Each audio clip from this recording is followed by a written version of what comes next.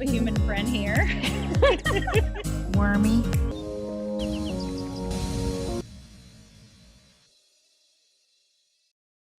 Hello, this is Rachel Stravelli coming to you today for In Her Wisdom Teacher TV, and I have a guest, Joan Craig, joining us today.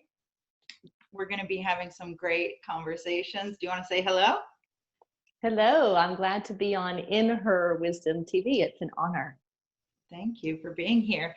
So Joan is a yoga therapist and a health and wellness coach, and we'll definitely delve into that a little bit. But we're also going to talk about all kinds of fun things, including maybe the heron that we see behind her in her scene. So Joan, I am wondering, just to kind of get us rooted in and oriented to where you are in the world and what's happening in your life, tell us a little bit about the landscape or the climate or the weather today or the vegetation where you live. Give us a glimpse of what you've noticed in your natural environment lately.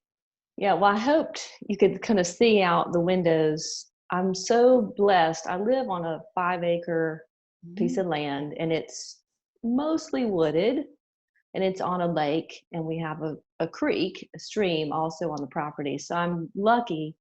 This also happens to be the property that I grew up on. Oh, wow.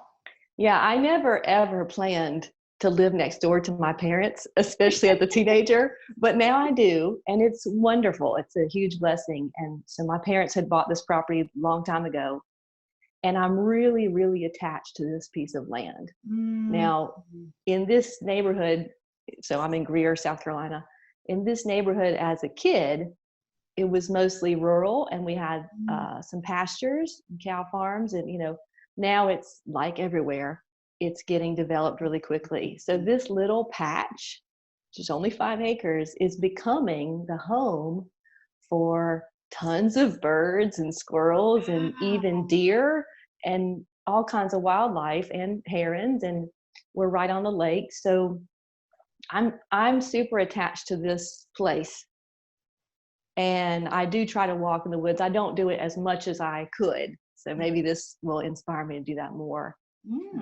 And I feel very protective of this piece of land. But anyway, you asked about the weather. It's dark and rainy and wet, but not too cold.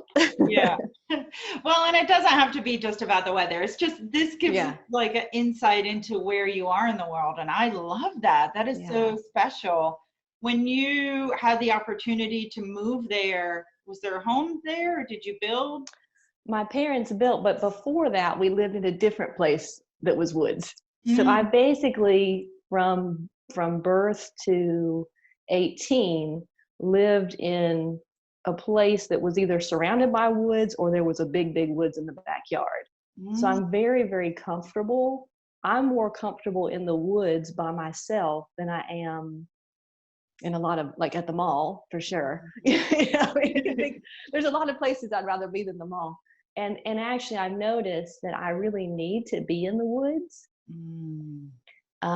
So I like to go even to, this is a small woods. I like to go to bigger woods like State Park. And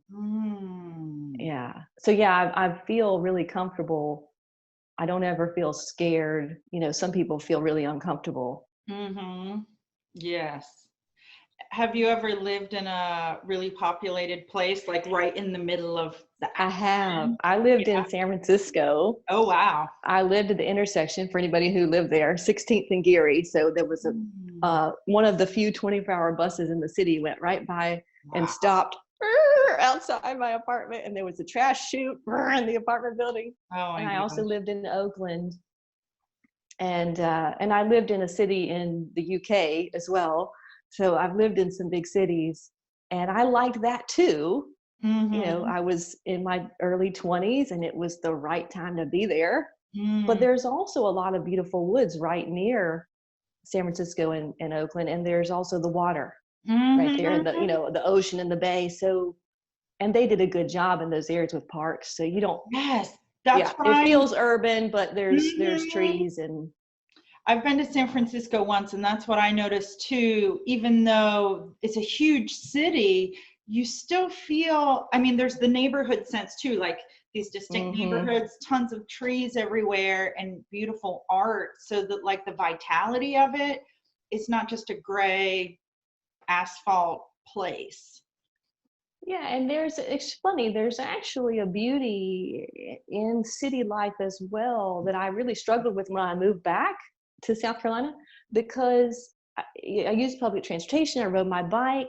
So I actually was outside quite a bit. I walked to get to work. Mm. And then there's also a humanness to the nature that you're with people more. Mm-hmm. So it's kind of like, we're nature too. Yes, Right, it's like definitely. it's a different thing, but it Mm-hmm. has its own humanity and Mm-hmm. community feeling that's so strong. Yeah. So it's all good. Yeah. Oh, good. So, well, I like how you seem very positive. And so I wonder, to me, that usually means that someone has either way of cultivating it or a connection to spirit or both. Do you think you could speak a little bit about what what is the source of your positivity, and Thank you. or what are some maybe you haven't always been this way, so would you be comfortable exploring that with us, telling us a little bit about you in that way? Yeah, thank you. That's a great question. And I've actually been reflecting just this morning about my parents. Mm. And the fact that I'm basically a yogi as my not only my vocation but my mission purpose in life. And I really give credit to my parents because you know I turned out feeling okay following what I felt I'm supposed to do. So I think that has a lot to do with it. My middle name is Hope, so Mm. give them credit for that too. I feel like I just always do have that, like, feeling that it's going to be okay. I feel Mm. optimistic most of the time, but I work at it too. I mean, the my husband and my mom are probably the two only people who see cranky Joan, irritable Joan, tired Joan. Yeah. Weight is on my shoulders because I do have a role to fill in the world, and Mm. as a yoga teacher and a yoga therapist and wellness coach, I mean, I don't dump my stuff on many people. Yeah. I show up and I have to look the part and act the part. And I think Mm. there's a blessing in that because when you don't talk about your crap Mhm. and you pretend that you feel wonderful, you sort of start to feel wonderful. So I'm Mhm. grateful for that. And I do work at it. I mean, I know that for me, there's some key elements to keep me feeling good. I've got Yes, to tell sleep. us. Well, that's just the basics. I've got to sleep, and I need a lot of sleep. I need about 9 hours, eight and a half, Wow. 9 hours. I've got to move my body. Mm. I've got to eat clean food, real Mhm. food, and I've got to have some time alone. Mm. So those ingredients, if I'm doing those, and I would say sleep is probably the most important, Mm. I can be pretty cheerful. Yeah. When I haven't slept, it's not pretty.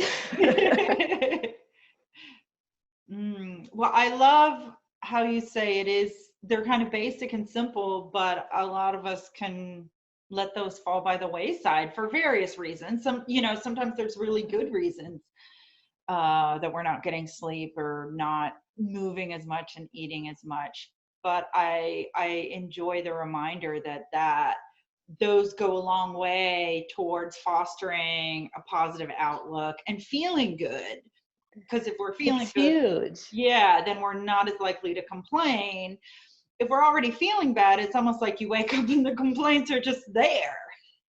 Yes, and it's funny. It's like when I look at the health and wellness industry, Mm. and people really overcomplicate things. You Mm. know, there's always some crazy diet and this new machine. And it's like, it's really eat well, move well, sleep well, and you got to have some way to manage the stress, right? So people Mhm. have, that's real individual, but you got to have some way to let stuff go and Mm. center yourself, and that's it. And then I do have 5. I have actually a little star. I have a star. I like So that. 5 points. The 5th point is the purpose. Oh, good. Having some inner compass of where you want to go, and it's important when people retire too to redefine that. And Yes. with those 5 keys, you're kind of good. Yeah, I think those Yeah. are amazing. When somebody comes to work with you, does the purpose ever come up as a part of working together, or is it more like you help them with all those other foundational pieces and then their job is to explore the purpose? Well, I think, as a coach, it's all connected. And so whatever comes up, right? And so people are at all different places, but it has come up in the past. And I see people struggling with that piece. And that's where it's so great to have collaborations, because I'm certainly not a career coach or volunteer coach or anything. And so there's so many other people who can come in and maybe guide in those ways. But yeah, I think it's all connected. Yeah. And how did you figure out your own way of dealing with stress or working with your purpose and all of that? Oh, that's a good question. That's a really good one. I feel like it's kind of just evolved naturally, like most things have. I think we get a tool. Sometimes I've been given tools and I haven't been ready to use them. And sometimes I've gotten a tool and said, okay, I'm ready to use this one. And I guess I'll speak more to like now. I definitely use meditation as one of those primary tools. And a lot of times, well, what I've learned in meditation is not to take anything into it, not to take any goals or ideas into it, and to be quiet and silent. And then after meditation, then pray for that guidance and that clarity of I think it's Marianne Williamson, who maybe it's from A Course in Miracles, has a prayer, please use my hands, use my feet, use my mind, use my voice today to serve the highest good. So for years and years, I wasn't really sure what I was supposed to do, and I knew I wanted to leave my corporate job and start my business. And I had a prayer, like a mantra, I use my unique skills and talents to serve the highest good. And I just kept waiting for it to come. Yeah. Oh, I love that. I'm making a note that I want to write that down, because I think when the video's live, I'll have it posted below, because that's a really great way to use a mantra to carry you through a time period where you feel that there's an unknown of where you're going and you feel discontent where you are, but not losing hope, despairing, giving up. Right. Going on a drinking binge or whatever people's choice of escapism could be. Do you remember? Can you say that again, that phrase? Well, I don't know if what I used to say to myself is, I use my skills and talents to serve the highest good. And so I would just say it over and over. And I knew it was health and wellness, and I knew this and that piece of it. I wasn't sure how to bring it all together. And the other tool I used a lot, and I do still use this a lot, is the neuro-linguistic programming. Are you familiar with the NLP? Yes, but I haven't studied it. I just know of it a little bit. I'll never forget. I was in a workshop. The guy's name was Lebert, Lebert. I remember his last name because that was at a fitness workshop, like a conference. And I had this 1-hour mini class on neuro-linguistic programming. It changed my life. It was February 2013. And he taught us about, his name's Mark Lebert, I remember that. He taught us about using anchors, physical anchors, to anchor your affirmation and your vision and your feeling of where you want to be. And I remember I was sitting in that workshop and I did this as my anchor. I thought, that's something easy. I can do it anywhere, anytime. And I said to myself, I am helping people feel their spiritual energy, and I'm helping them make good choices about their health. And I just said it over and over and over and anchored it in. And now I'm doing it. Wow. Which is so cool. That is so cool. It makes me, I've been thinking about going to an NLP workshop. So now I think, I like that. And it also makes me think I had never, when I was teaching every now and again, like when we're preparing students for a test, we talk a lot about getting the environment right and practicing in the environment. And some of that to me and muscle memory almost maybe somehow connects to this anchoring, because if your body is used to doing that again and again, when you're there, it just starts doing the habit of, okay, this, I take the test now, or I have my mantra that's embedded in my body, or anchored in my body. So I don't You know if said it. that's their You, philosophy kind of connects well, to that too, but that's what I'm connecting it to. I'm no NLP expert. I took a 1-hour class in 2013. But what I can tell you is I have, and I'll share this with you and your viewers. I have something I call the flip the switch formula. And so from 2013 for probably 4 or 5 years, every single morning, I actually ran through a series of them. And I had a series of anchors attached to my different goals. And it works because it's exactly what you said. There is no separation. There are neurological cells in every part of our body, our skin, our tendons, all of our body, our organs have intelligence, right? So when we have, like you said, the muscle memory, and every single time I do this, if I have anchored in for 6 years, I share spiritual energy and I help people make good choices with their health. I'm there, I am feeling it, believing it instantly. Wow. On a visceral level. So it's powerful. That is really powerful. That's incredible. Yeah, this is, I didn't even know we'd go there. It's so fun. You have good questions. Yeah. So let me ask you this. I love hearing how there has been, to me, it seems almost like an intrinsic motivation throughout a lot of your life, this forward purpose moving you forward. But when did you sense, like, was there a time when you were younger where you first started having a sense like, oh, I like yoga, or I like health and wellness, or how about that? Yeah, and really not in childhood, except that we were active, we were outside and we ate foods in the garden and that kind of stuff. But it really wasn't until I grew up in Greer, South Carolina in the 70s. So the word yoga did not exist in my household or anywhere in this community. Now it's like on TV every 5 seconds. But I don't think I ever heard the word yoga, except my mom did do like calisthenics with the woman on PBS. I think she did some yoga. But I was living in San Francisco and I had a job in a cubicle with no windows, and it was not a good fit for me, the job. That would be hard for me too. Yeah. And I walked into the Oakland Athletic Club, which I don't know if it still exists. And I walked into a yoga class. Oh, fun. I don't even remember what made me go, but I went and I just felt, I guess I liked it because I kept going, right? And then I went every week. And then I followed that teacher to a yoga studio, and then I went once a week for a while. And then I moved to Central America. I was in the Peace Corps. So I'd been having my city life, fun, party time in San Francisco. And I was like, okay, this is something I always want to do.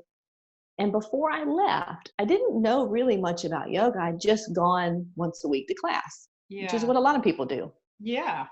But before I left, I told myself I'm going to do 2 sun salutations every day. And for some reason, I actually did it. And I can remember being there the first few weeks and like my brain hurt because I was having to think in Spanish all day long. And I did my 2 sun salutations every morning. And I did that for like 2.5 years. Wow. And then while I was in the Peace Corps, I actually met other people who were into yoga, other volunteers. And then like someone sent me a magazine and someone sent me a book. And when I came home, I couldn't go back to the cubicle. So then I became a yoga teacher. Wow. That's so yeah. Do you think that was like a pivotal shift? I mean, it seems like it was a slow shift, but it's almost like you flipped the switch there. You couldn't go back anymore. Yeah. Well, and I didn't know what I was going to do after the Peace Corps. Honestly, I taught school for a little while as well. I taught Spanish Mm. because, before I really got the yoga thing going.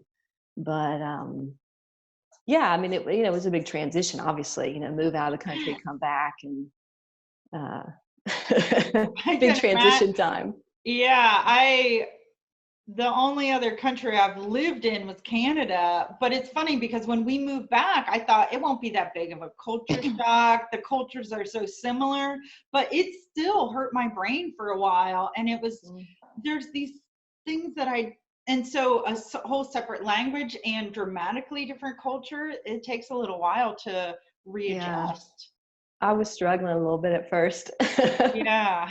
Yeah. I wonder if yoga was kind of your anchor throughout all of that too. And even while you're there, it seems like because that was one continuity that you had. I think so. I think it probably was. I don't think I even thought about it at the time, Hmm. but I do remember I do remember kind of an aha moment. I had gotten this book. Someone sent it to me from the U.S. Moving into Stillness by Eric Schiffman, Mm. and he had this breathing exercise in it. And I actually tell people to do this to help them go to sleep. I use this all the time. On the inhale, you count 50, Mm. and on the exhale, 49. Oh. And you go like that until you get to 20.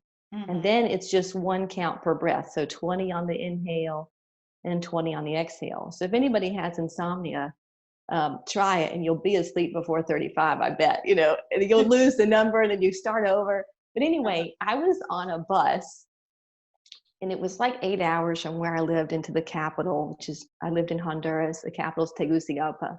And the buses in Honduras have all varying qualities, but I was not on the expensive bus. So it was hot and Mm. crowded and cramped. I think I had to pee. It was uncomfortable. And I remember just sitting there, like in the bus, and I was doing the breathing because I just read the book, I'm doing the breathing. And then, who knows, but I really did feel, it sounds silly to say, I've never told this story to anybody. Ooh. I remember feeling like this oneness consciousness that people talk Mm. about, but I didn't know that's what it was. Yeah. Felt like this huge, like, love, like, for the people on the bus with me, Aw. and yeah, it's funny. It's just, I'm coming back. I haven't thought about that in 15 or 16 years. But so, Mm. yeah, I don't know what question you asked me, but That's we got there. okay. I'm just glad we got here. Me too. Oh, that's so good.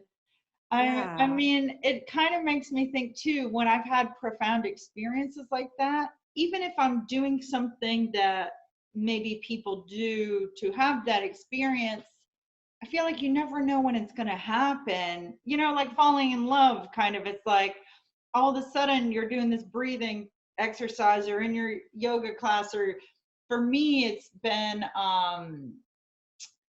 with sound. Like there's always some element of sound with it. And then it's Mm. like all of a sudden I'm thinking, wow, I'm in this place now. And it just feels really Mm. amazing.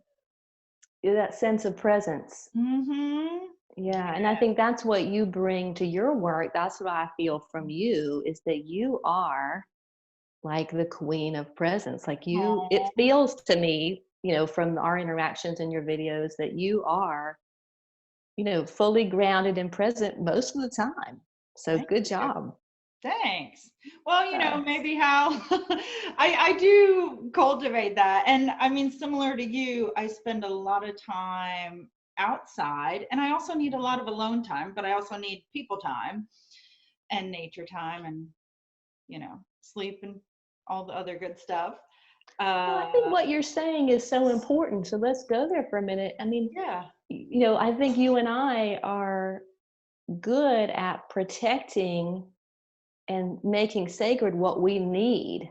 Yes. And I just heard a story on NPR this morning about women's hormonal changes and how Mm. women in general tend to neglect themselves or even listening in on the inside. So I think that could be a great takeaway from this video we're making together, is everyone's got their own method here's the 4 or 5 ingredients or the 3 ingredients I need to be healthy, happy, and rested. And how often do we put those on the back burner, or people put those on the back burner? I mean, I can definitely get into that too, right? We all have ebbs and flows where we're doing good with it and doing poorly. So I think that's a good takeaway for everyone. Like I say, be a little selfish, and claim that stuff that you need for yourself. Yes, and I totally agree, and I think you and I, so we've both grown up in the South, and it happens in other places too, but I definitely also feel like there's a cultural brainwashing, no, I'll say it nicely, cultural education of when you're in the South of like, be nice, put other people's needs first. This is also very much for women too, and anywhere. I mean, maybe not anywhere in the world, but many places in the world. And yet, I think there's a piece missing to that we always have to, I believe, protect that part of ourselves that needs protection. And it might be that quiet time helps it, or maybe some people need to run 2 hours a day or 45 minutes a day. And I think, like you say, exploring what that is for each of us is really essential, because there are some basics. We all need the sleep that we need. We're all better with good food. but some of the rest of it, like our level of activity and being engaged and on and social, that varies a lot. Totally. I have this image that I use when I give like presentations and talks of like a scale, with the 2 sides, and self-care and service. So it goes back to that purpose. So what is the purpose? How do I use my unique skills and talents in the world to serve the highest good? But where do I need to give in to myself? So I think we're all looking, and it doesn't always stay perfect, right? We're balancing it. So yeah. So is there a way when, like, let's say you're going out of balance, do you ever get critical of yourself, or how do you recalibrate if you go for sure into I don't know, a negative space, or if you haven't been doing those things that you need to protect yourself and nurture yourself? Yeah, for sure. Well, like kind of what we talked about, kind of put that self-care back in. I'm like all big into my chart. I don't think it would come across good in the video, but and I'll be happy to share this for your viewers as well. This looks terrible. That's my notebook. Wow. But like I make a grid every single week. Ooh. And I have some that are like PDFs, but I basically just scribble it in my notebook. So here's what's on my chart. Yes, I want to know. I have the days of the week across the top, and I'm like a big like check it off and that dopamine. Yeah. Meditate, and I have Sunday, Monday, Tuesday, Wednesday. Did I do it? How long? Asana, physical yoga posture, right? And right now I'm in a not bodybuilding, like bodybuilding competition, but I'm trying to gain muscle. So I'm doing weights. So weights. I'm going to the Grand Canyon in 2 weeks or in 2 months. So I have steps. How many steps did I take? Oh yeah, because you got to work on those leg muscles. I got to get the leg muscles. And then I have a whole eating program. It's a whole nother conversation. It's called 5-Star Eating. But it's basically the guidelines I try to follow, right? The 5 standards I try to meet. So I have a one on my list that says 5-star. Did I eat 5-star today or not? And then you'll like this one. I have one called Vitamin J. Oh. Vitamin J stands for vitamin joy. Oh, so perfect. Did I do anything today that's fun? Yeah. Now, I'm going to tell you, this list is super long, so I don't get to everything every day. Yeah. But, over the course of the week, I have a pretty good look at my week because there's circles that are blank, right? So did I do anything today that was fun or just enjoyable? Sometimes you go the whole day, you don't do anything and it's enjoyable. Yeah. And then my husband's name is on the list. Aww. Was I loving? Mhm. or not. Sometimes he comes in, he's like, let me correct that. No, I'm just kidding. You weren't loving enough. And then I have sleep.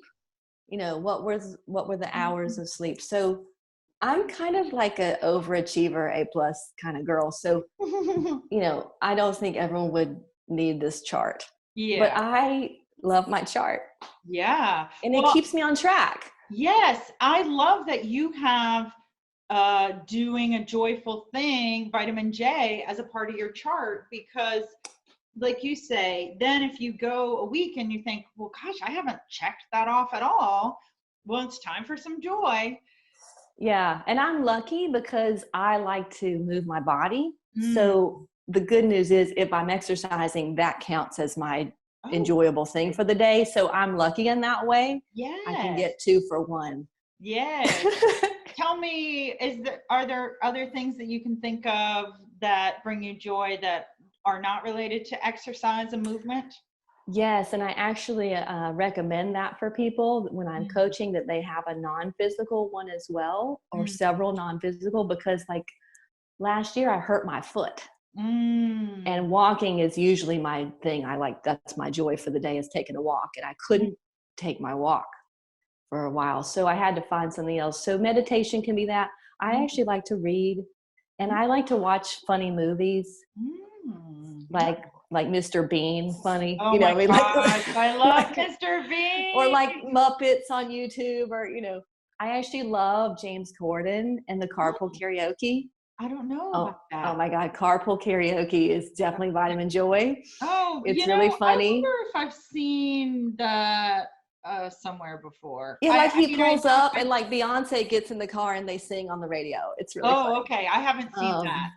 I don't Oh, actually that don't know sounds if really Beyonce's nice. been on it, but yeah. So doing things like that. Yeah, and then sometimes what I write under the vitamin J box is I took a nap. Mm. Like if I'm tired and that's what I need to be more joyful. Mm. So Yeah. it's really whatever I need that day to feel good. Mm. I love that. Yeah. Yeah. And That's so fun. sometimes it's like, like do nothing, just like purposefully like go lie in the sun or something. So, Yeah. but Yeah. that's a real, like we were talking about, vitamin J is really individual, right? Because Yeah. someone might really like to play a video game. Mm-hmm. More power to them. That's their vitamin J. Yes. Yeah, or like paintball or roller skating or Or like my sister who painted the hair, and she likes to ooh, paint. So ooh, that's her thing, right? oh, lovely. That's awesome. Do you want to talk a little bit more about why herons are special to you, or is that's Mm, not too personal? I would love to tell you about the heron. Woo. So my whole life, when you're a kid and like people are like, well, if you were an animal, what kind of animal would you be? Like I always said pterodactyl. Like I Oh, wanted to have like massively huge wings. In fact, when I got married, I wanted to like sew wings onto my wedding dress, but I couldn't figure out how to do it. And then I don't think I saw a heron until, I didn't really notice birds that much until maybe the last 15 years or so. But then I really started watching birds, and like, not like professionally, I can yeah. ID them all, but I love to watch birds. And being here on the lake, I think there's several herons on the lake. I've only ever seen one at a time. Hmm. My husband's seen 4, but there's a heron or possibly multiple herons who go to the same spot Hmm. often at the bottom of the lake. And so I walk there almost every day and I'm like, is my buddy here? And I look for him or her. And when I see him or her, in my head, he's a him, but I just feel like in love with him. Hmm. Like I want to go give him a hug so bad. So Yeah. I just feel drawn to those all of the class of birds with big wings and Hmm. long necks, like egrets, herons, pelicans. They're just so majestic and Hmm. strong, and you notice the heron, when it's standing, it can stand like this statue Yes. forever. Yes. Like I've sat down on a rock and been like, I'm just going to stay here till it moves. And it'll just, maybe it might move its little eyes to look. Uh-huh. So that's kind of like a superpower. It is. That's amazing. It reminds me, several years back, my family went to, I forget exactly what it's called, but I think Alligator Farm or Park. It's in Florida. And it's an alligator sanctuary pretty much, where you can go in and see all the alligators. And the first exhibit we went to, there were all these things there. And I said to my husband, when are we going to see the real alligators and not the statues? Because, and maybe it was even the second exhibit, I was just like, I thought we were going to see real animals. And then we paused because I was with my daughter. She was really little. And I saw one of the statues' eyes move. And I kind of was just like, wait a minute, those are all alive. But they were similar to the heron. They were probably hunting, or maybe they just keep a lot of their energy reserves. They were so still, I thought they weren't alive because they just looked like statues. And it was amazing to me. That's a good story. Yeah. And it's a good, I guess we keep coming up with good takeaways too. Like, yeah. When do we need to be still, and really, really for a while? Mm-hmm. Yes. I think the more we can let ourselves tune into that, we can help, because there's a bit of this frenetic, harried hustle energy in the world, and it does some productive things, but we need the stillness to remember what's important, to observe. If we're going to make a big decision, sometimes I think stillness is good beforehand. Yeah. And I love, it makes me think back to you said about in your meditation. I think that's a really nice approach, that when you go into it, you go in open and receptive. And then afterwards, there's a prayer or journaling or intention, or, that there's like the, okay, let me reflect upon it. But going in, you go in to the stillness with no agenda and just to be there. Yeah, that's what my guru taught us. He said, you surrender the ego to the infinite. That's the end game of the yoga path, is the surrender of the individual sense of self to ultimate reality and cosmic consciousness, that we are one unit of that same spirit that is in everything. And so it's a big deal to let go of your Yes. And for those of us who want to cultivate more of it, watching and honoring the animals who are so good at that. Plants and are good at it too. They're like the masters, even more so in some ways. But sometimes it's easier for us humans to connect to the animals because we're animal. And I think that's a really great way to play around with and explore it. Because some people I know, especially if meditation is newer to them, going in with nothing is a little bit too much, too scary maybe, or too open. That's where the guided meditations are such a good tool, right? Because someone's talking and you have a focus, and that's it's like looking at the candle flame. There's something for your brain to do besides just be there. Exactly. Yes. And then you're training yourself, okay, I can do this. And you develop a comfort level with it. You develop self-efficacy, which is what coaching is all about. Yeah. You and I help people get the confidence to do something on their own, which is awesome. Yes, that is awesome.